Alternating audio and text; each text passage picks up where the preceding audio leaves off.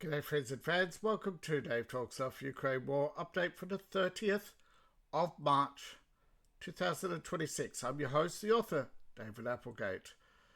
And as the war continues, I continue to bring unbiased coverage from both sides of the war, despite not really liking either side. There's no reason to like them, I tell you, but the war continues. And increasingly, it has become obvious that Ukraine does not want this war to end. NATO doesn't want this war to end. The organizations who claim they are all about peace do not want this war to end.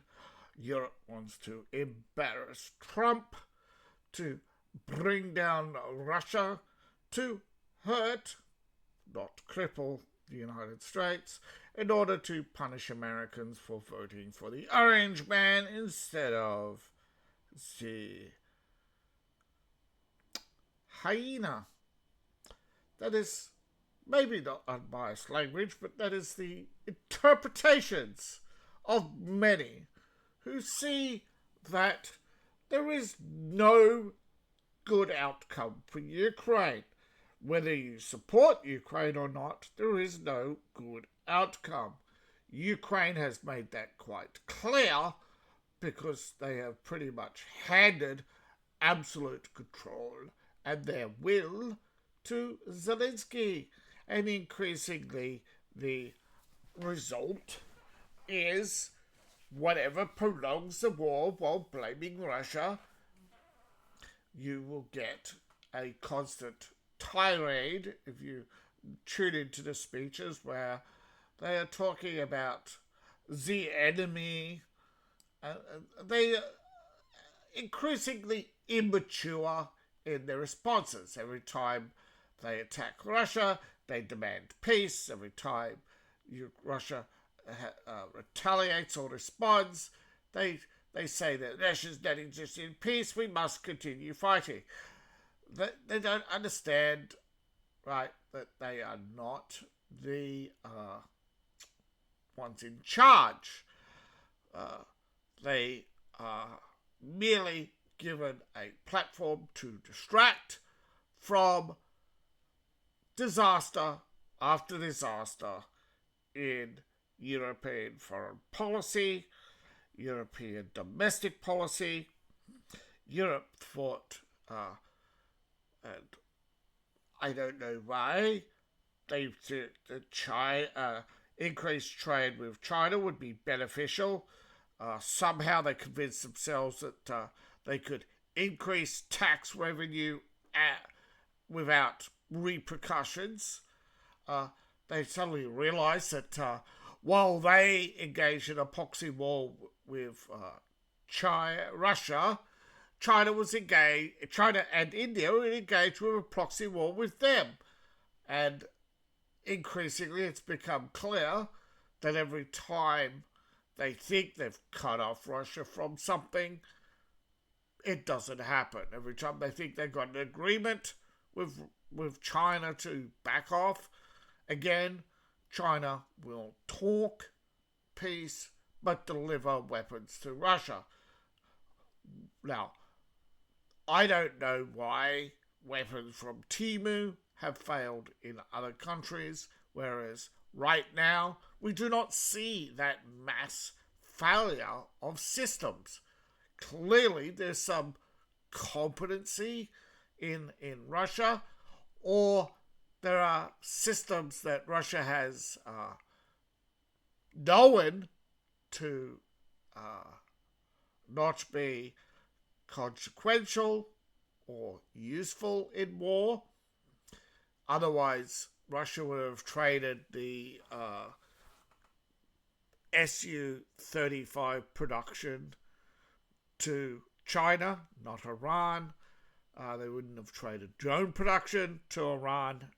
I mean, let's face it, Russia's been nicer to Iran and relied more on Iran than, say, its so-called bestest buddies forever, China. But that is not to say that China and India have not supplied they have in fact supplied components and materials. But the only country that Russia has trusted to supply weapons has been North Korea and Iran, not South Africa. Even the armored vehicles from South Africa, which ironically I do believe have been sold as British vehicles by an Indian company to Ukraine. Now, don't know the fate of these 10 vehicles that were sold by an Indian company, but it's believed that most armoured vehicles sold before 2024 to Ukraine are predominantly scrap metal by now. And as we go around the battlefield, you see why. It may be a low intensity war. The rate of advance by Russia may not be what most consider productive or conquest. The level of advance is not on the level of conquest, more of a strategic bite, which Russia has definitely engaged in a bite. And they have taken a good chunk out of Ukraine with recent advances yesterday and the day before, but not in significance that would make one notice, such as no advance in Lyman and no advance Silversk. Yesterday and today there was a little bit of advance here in the Fremont, somewhere around here. Freeman Lyman. Sorry, not Freeman Lyman. Fredova. Alright, Fredova. Yes, not Freeman, sorry. Fredova. Now, in the past, there was some advances here north of Chavis Yar, and the Russians are allegedly closer here than Ukraine is showing, allegedly, and they're further along here than Ukraine is showing, allegedly. But there is fighting here, despite recent advances. They're still fighting here, and it's not much. Now, where there has been advances, allegedly, are not shown here on the map, but apparently there's been some advances here. That could be what they're referring to here. And let's get their names.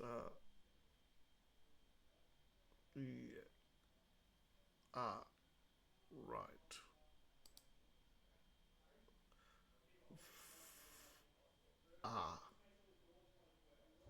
Right.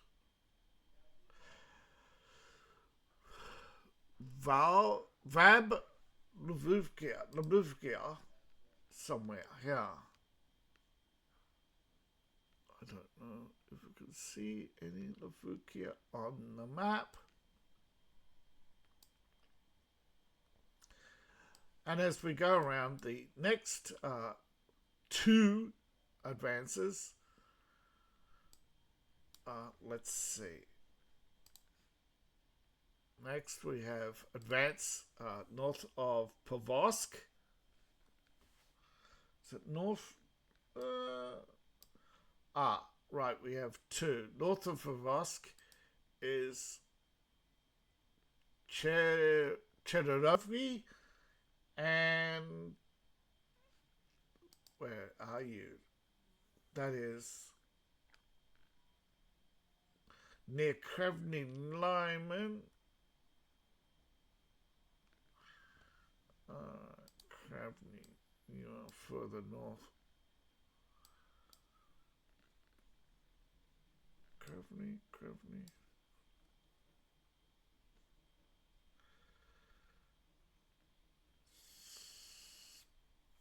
Somewhere around here. think. And advances here, apparently. And advances here, apparently.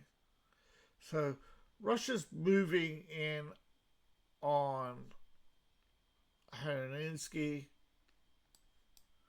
They've made advances here. Don't know why they use different names. This has made it, of course. What the Russians do, they use the... And Ukraine does it too, where they use names of towns unfamiliar and not marked, and they know they're not marked on these maps. Some are very small. Some of them are just the name of a, junction, like this little area here or this little area here. And Russia and Ukraine don't use the same names on the maps. Russia has changed all the names on its maps to Russian names, and Ukraine is, of course, only using their Ukrainian names. But on this map here, a lot of the towns are not marked. Now, yeah, there's only small advances here north of Pavosk. There's only small advances in this area here, and small advances in this area here. They are, but again, like some of these advances don't show for days. Now, it's not my fault, but I do believe that I should abandon these maps because sometimes it's not until later until you see these advances here instead of waiting days for the updates. And as you can see, the intensity of the war has not abated despite the lack of progress. There has been no official complaints. The generals have not been summoned to some secret, special, double secret meeting that only one particular YouTuber has knows and the rest of the world does not. Because I think that, and I just maybe Ukraine or even British would report that whether or not, and there would be some evidence that Russia had summoned its meeting. No, Putin's always in a secret meeting. Every day he has a double briefing, one on the state of the Ukraine and one on the state of Iran. And yes, and apparently the Iran briefing went on for some time. Now, that does not mean they is displeased or whatever. That's just how it is that as leader, he only gets briefings and he briefly responds to each one. He has many more duties and things that are mostly delegated anyway. Now, India was given the hard word by Trump to reduce its trade with Russia. India responded by increasing its trade with Russia. In a complex deal worth $47 million, Russia is providing several Tunguska air defenses, with India's ongoing yet so far there has been no action for some time, but there is a technical state of hostilities between India and Pakistan in Kashmir that has simmered now for a long time. There have been airstrikes, and according to some, Pakistan and China were engaged in discussions, but Pakistan has withdrawn from some of the discussions and may, in fact, be giving up. For now, they haven't made any official announcement. For now, however, they have not pursued any, not since the Indians embarrassed the Pakistani Navy with a surprise visit which there was no physical attack, but the message was clear. The Indian Navy was able to sneak up on Pakistan's shoreline, which probably prompted America to look at the systems deployed by Pakistan and realize there was a fundamental flaw, and that if your ships or aircraft did not exceed a certain speed, they didn't alert, shall I say, or even show up. So because of something India did in Pakistan, Venezuela and many other countries were unable to see the approach of US forces. And this exploit was recently attempted by Ukraine, with low-flying drones, but that did not work on Russia. This is the result of the Tunguska air defense. So it's able to plug holes in Russia's defense that Pakistan and many other countries did not have. And India is racing to plug the holes in its air defenses, used initially exploit by Pakistan to launch a Kashmir attack in the first place. Again, allegedly by Pakistan, whereas Pakistan says it was local forces and they were not responsible. India held Pakistan responsible anyway. But not China, who's the proxy instigator of a many regional conflict, including one between Thailand and Cambodia, which is still off and on happening, just like India and Pakistan have incidents. Most of them never go reported. Same with India and China. There is so much instability in the world that even the mainstream media has lost all interest in, particularly the one between India and China. But these proxy wars, of course, are studied and they're looking at Ukraine to see whether or not there are any flaws. Ukraine is desperate for any flaws to come forth. But so far, these air defenses, particularly Tunguska, have shown themselves. And as you can see, this one does have the programmed. This one has the. It's not a flash suppressor. This is a device to program proximity charges in the ammunition. So they're selling the advanced 35mm, not the old 30mm. Now, a lot of their Russian systems, such as the Tunguska, the Tor, and the Pansat, all have similar turrets, similar turret mounts.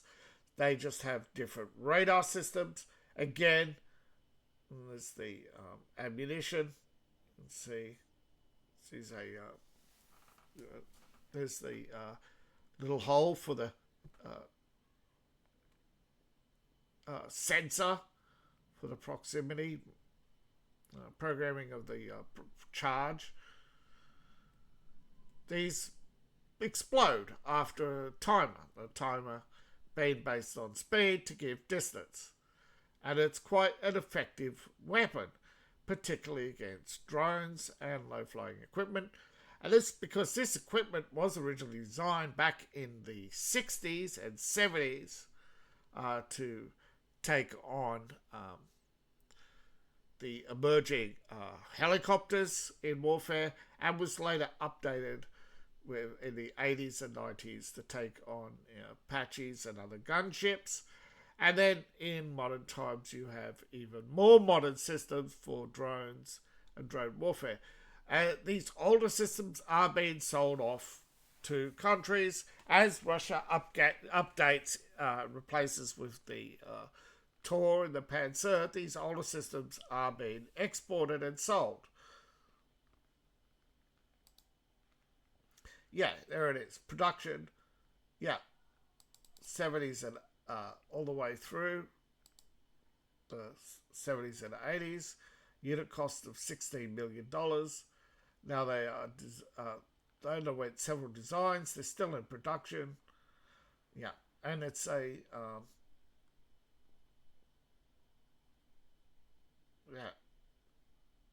only protection against small arms. It is not a frontline equipment.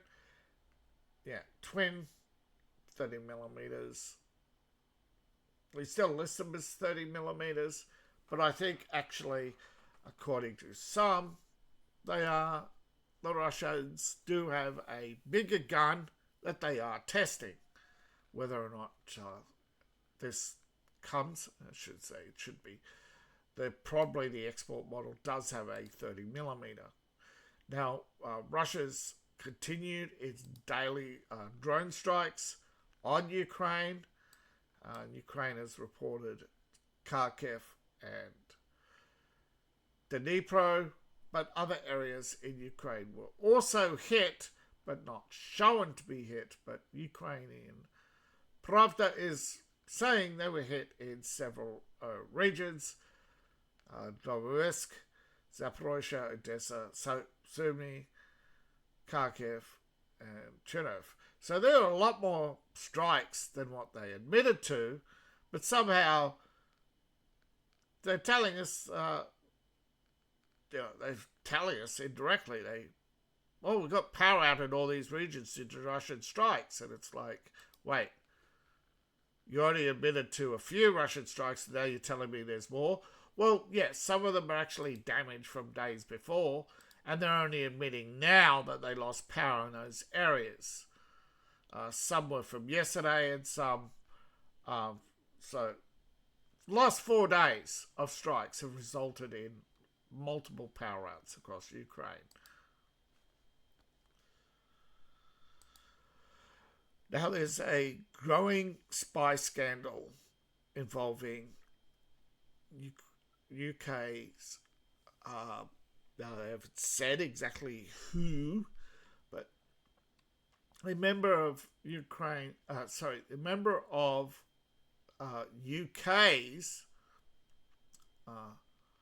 staff in Russia, believed to be not of British descent, along with so many diversity hires, may be actually a Ukrainian agent. That is the rumour that a British member of the British Foreign Diplomatic Service may indeed be spying for both UK and Ukraine, or spying for Ukraine. Either way, that is only a rumour for now, but the acting charge d'affaires in Moscow, Danny, definitely not British, was summoned to the Russian Foreign Ministry, left without comment 15 minutes later. And earlier there was an announcement by the Russian FSB that it uncovered an espionage plot. Now they later elaborated that it involved the British Embassy employee, but they haven't elaborated whether or not it's related to the 2 other cases involving a Ukrainian national and a Russian national. The Ukrainian national was allegedly planting stuff in Russia, and one of the Russian nationals captured was allegedly caught picking up stuff left in dead drops may or may not involve drones being smuggled into Russia to be placed in strategic positions so that it could be activated as satellites, allegedly Starlink, but some say British satellites, pass overhead and they are activated, making it look like Ukraine can penetrate deep into Russia, when in fact it is,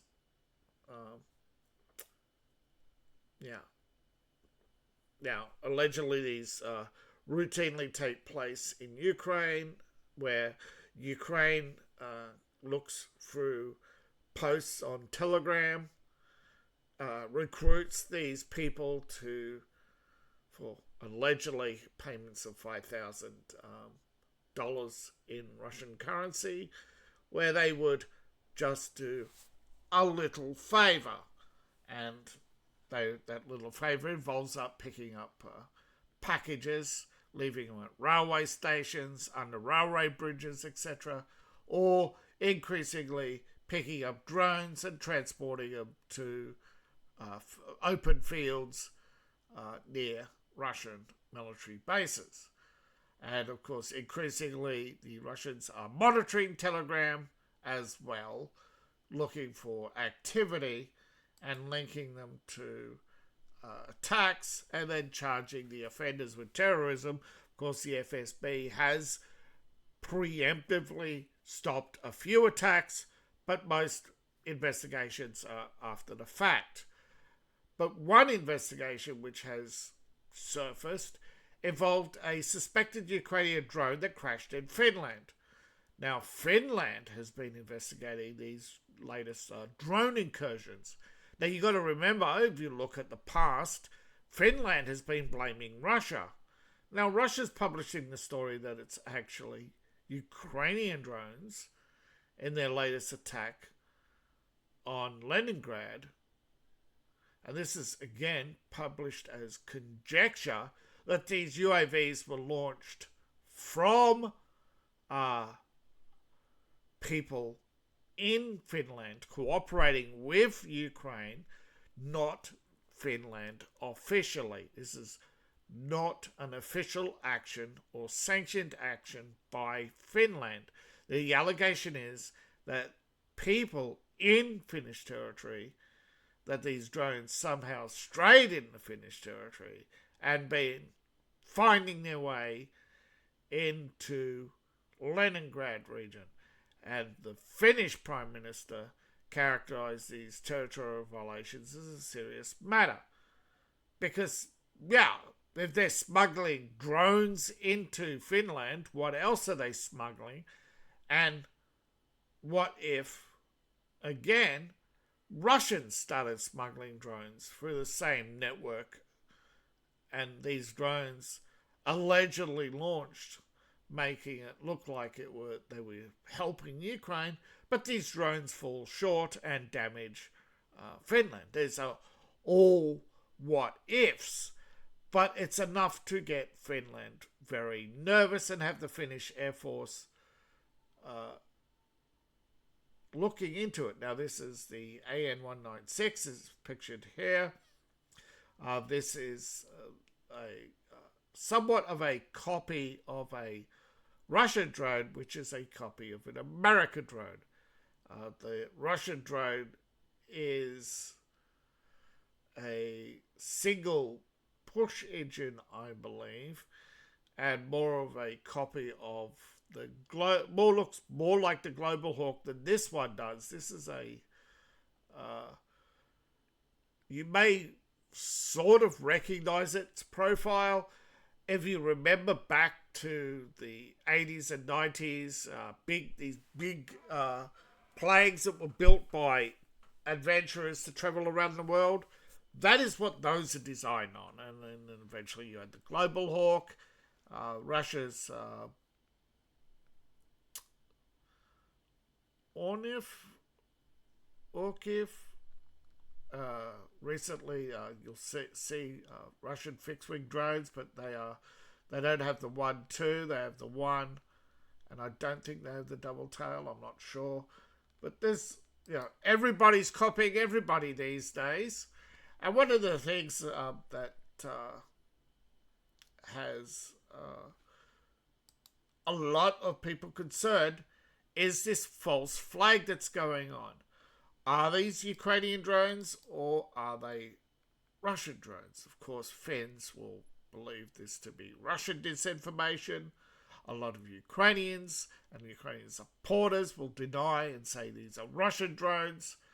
But there are many stories to believe that people, foreign, increasingly acting on behalf of Ukrainian foreign intelligence, acting in third-party countries, thinking they're helping Ukraine.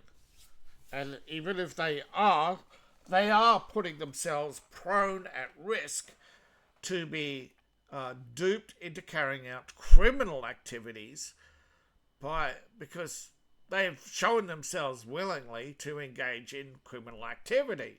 It is, whether you like it or not, Finland and others, civilians do not have the right to just suddenly enter a war. If you want to help Ukraine, the vast majority of people who allegedly, there's over 1 million people of fighting age identified as by Ukraine, right, as believed that many were invited to join the Ukrainian army, but recently it's shown that somewhere between 1 and 2 million identified foreign nationals who allegedly showed how they wanted to support Ukraine refused to join the Ukrainian army. So the leftists, I reported it, the leftists who refused to fight, right?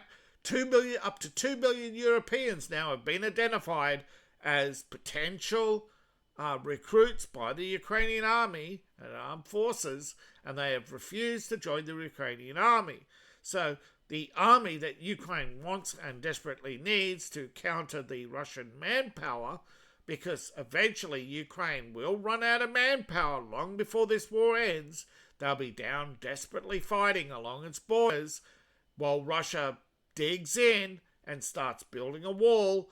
And before Europe intervention, Europe has said many times it will not intervene until their cessation of fighting, and they only want to send in a stabilization force. Russia should recognize and should have said, right, you can send in military police, you can send in police, you just can't send in anybody armed with anything other than a sidearm, and you are not to come within firing range of our border. But maybe there should be some negotiation, because even Russia should recognize the fact that Ukraine's situation is devolving and devolving fast, and Russia, you don't want to take the rest of Ukraine and be spending the next 100 years cleaning up every boo-boo, only just to hand the half of Ukraine or 2/3 of Ukraine back to Ukraine anyway. It's going to be a net negative on you. I think it's better off that you do, as in the Alaska Agreement, get a third party to provide Ukraine with a police force to stabilize Ukraine and to keep Ukraine independent. You have to keep it in, this is what's believed to be pursued, to keep Ukraine out of NATO, so that NATO can't place weapons, as they did with Poland, as they did. We're not going to put weapons in Poland. Yes, they did. We're not going to put missiles on the Russian border in Turkey. Yet they did. So this is why Russia doesn't trust you, right? In the 60s, 70s, and 80s, various treaties that, as a result of the Cuban Missile Crisis and other lesser-known incidences, America has not kept its word. In Ukraine, Europe has not kept its word. In Ukraine, in the Donbass, Ukraine has not kept its word, not once, not twice, but 3 times, not kept their word. So you can point, I'm going to have many people point out when Russia hasn't kept its word, but you got to remember, it takes 2. There are when it comes to international agreements, almost no one has kept their word. So before you expect Russia, and I do expect Russia to start keeping their word, because I honestly think the only way they're ever going to get anywhere is to start keeping their word. And in part, they have kept their word, except between China and Iran. And Russia has woken up and realised that China has been subverting Iran from underneath them and using Iran as a proxy to steal Russian technology. There's no fair play in the world of business. There's no fair play, right? Liberalism has permeated through all of society around the world. And increasingly Europe, and particularly right-wing Europe, is sick of it, right? They're sick and tired of politicians who talk peace, make war.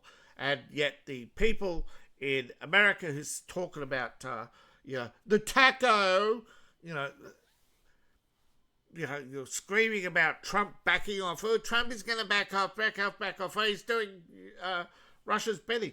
There are agreements in place. Trump is just keeping the agreements that are in place, right? Negotiated agreements to prevent a wider war. Whether you like it or not, here's a sad fact.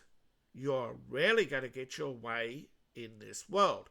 And if you cannot accept, and this is the problem, this is why we have the No Kings March, this is why we have various strategic strikes throughout British history that have nullified any progress done. It's worn down the Tories increasingly voting in less hardliners, thinking that they can make peace with Labour. Instead, they've just subverted their own movement and ultimately ended up voting for people who, like Rishi Sunak, who comes out of the same economic school as Carney, who's a radical, okay? Increasingly, this perception around the world that you can make peace through strength. Yes, America is trying to do that because the liberal system of diplomacy isn't working. It's just delaying the inevitable attacks. Now, whether you like it or not, Russia does not want to be sitting there an isolated fool, right? While China, Iran, and many countries in the world also are increasingly isolated. So Russia came up with BRICS. Like it or not, countries, particularly those you don't like, are going to side against you. Well, who go figure that if you spent the last 60 years demonising Russians instead of going, right, we recognise they're no longer communist, we recognise that Russia realised that it made a mistake, we're going to give Russia an honest chance, and soon as 91 to 96, as soon as Bill Clinton's done, we got all the trade deals we want, we're now going to increasingly isolate Russia, and we go after Libya, we go after Syria. So Russia starts to realise that no, there is no pursuing of peace. It's all this peace is nothing but preparation for war, to delay, to weaken, to degrade your alliances. And you may realise that the same manipulation tactics women use to manipulate each other, to manipulate men, is the same tactics men use around the world to manipulate each other and to degrade men. So this is why I try to get you to understand that there is toxic behaviour and there's non-toxic behaviour.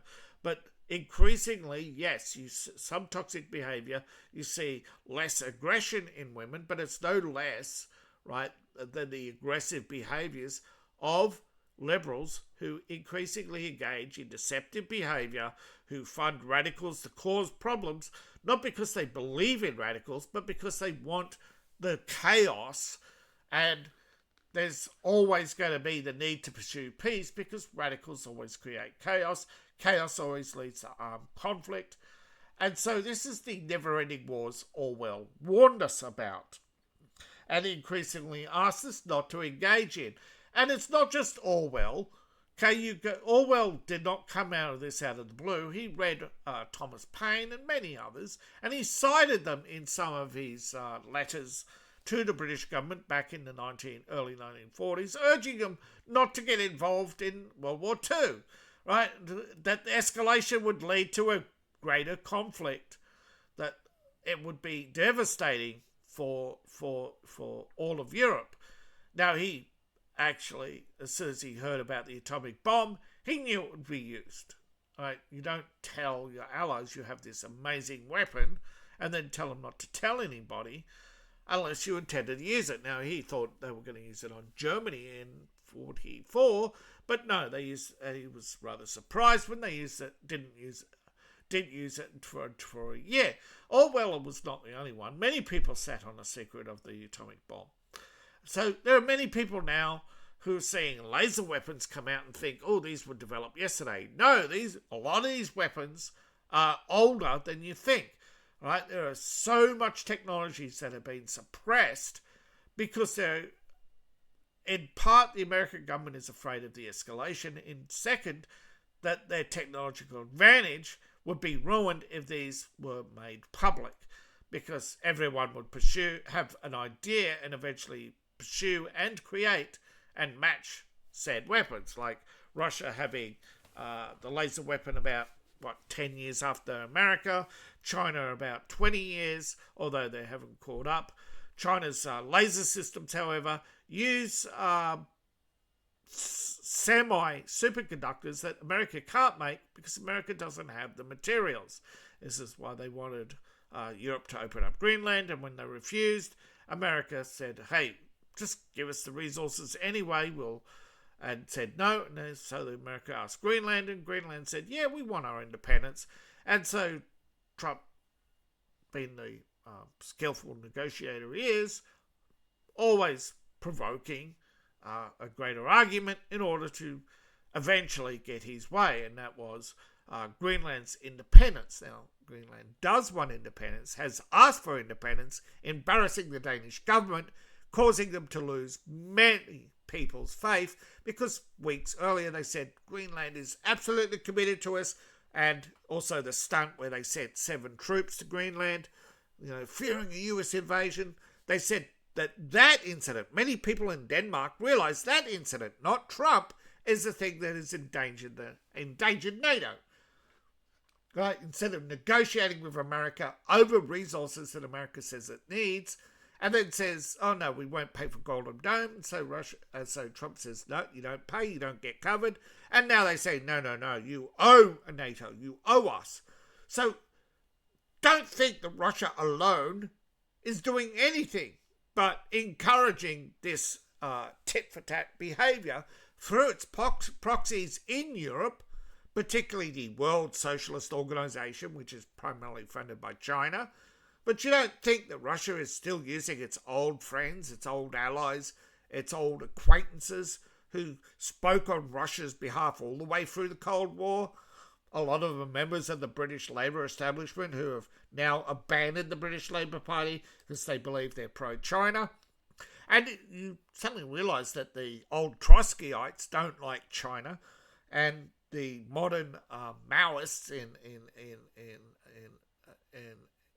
parts of Europe are not liked either by the new generation of liberals, who suddenly realise that liberalism is a betrayal of European values, that it is actually not the liberalism that they were promised by the Greek, and it's more like they're promised the Roman Empire, which was lip service. The Roman Republic was lip service to the concept of the Republic by the Greek scholars, because there is no Republic in Europe. There is no the concept of a republic is a government that protects your rights no matter what the majority says. So it's a government willing to stand up to the people, whereas increasingly democracy is all about taking what we can using the power of the vote. So what's that got to do with Ukraine? Well, Ukraine is teetering on no longer being a republic, but becoming a democracy with a king named Zelensky who tells Parliament what to do. So you have more of the British monarchy in Ukraine than you realise. And that's a so-called democratic monarchy rather than a republic. So I hope you understand why the situation in Ukraine is degrading and why Ukrainians are increasingly disparaged by the war, why they are no longer publishing support for Zelensky has fallen from 60 to 40, although some Ukrainians claim it's as little as 5. I don't think it's that low.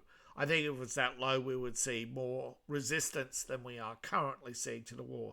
And what little resistance we see what's coming to the war tends to be explosives in recruitment offices or attacks on recruitment vans, burning of police stations, burning of post offices. I think increasingly they are not Russians, they are Ukrainians, even allegedly some Ukrainian military are lashing out. Again, the situation in Ukraine is difficult to report on because there are no hard facts from any transparent organization that can be trusted. Also, I do not have the financial resources to reach out to people and get translated or people on Telegram to come forward and provide at least something, some concrete evidence beyond the few little videos that make it here or there, because a lot of it is just coming out. It's not a steady stream daily either that I can point to and say, here's the exact dates. So thank you for watching. Please like, share, and subscribe. Please support the channel. You can support me on Ko-Fi, Patreon, buy my books, buy merch. I appreciate each and every one of you. See you in the next video, and bye for now.